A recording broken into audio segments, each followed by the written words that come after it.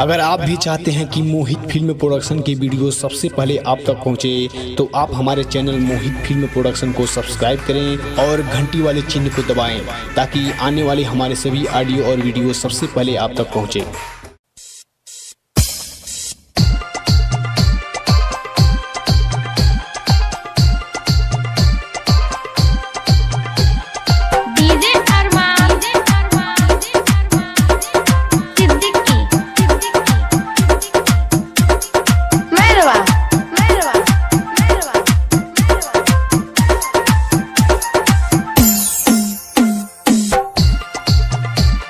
मोहित recording studio Nichlaul Maharajganj. डोली चढ़े जइबू केतना रोइबू तो हमके सताइबू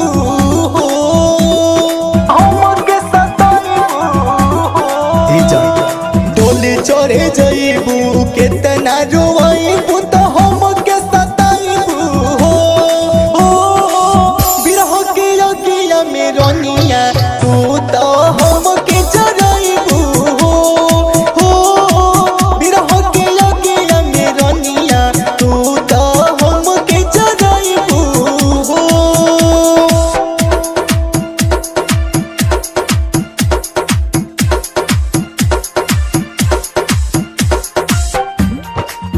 आखिर में असरा धरावे के हमके काहे जरूरी रहे, जब प्यार में इतना तड़पावे के रहता।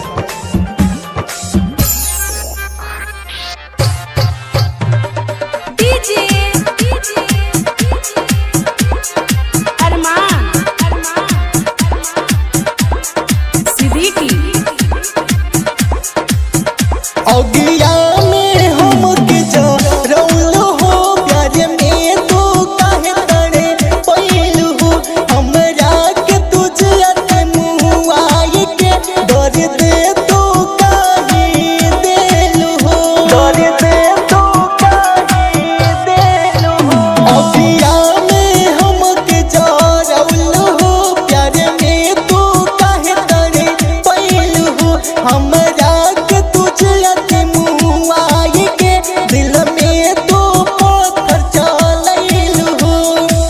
हमरा से दूर काहे गइलू तू दे तू इतना बताई हो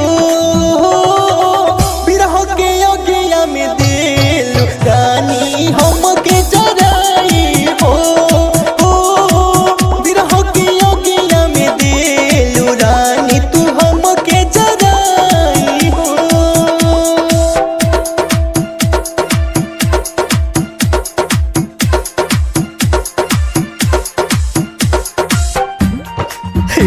ससुरा में हमके काहे रुए बताव ना, ये आशिक दरिया में काहे डूबे। मोहित रिकॉर्डिंग स्टूडियो निचलौल महाराजगंज।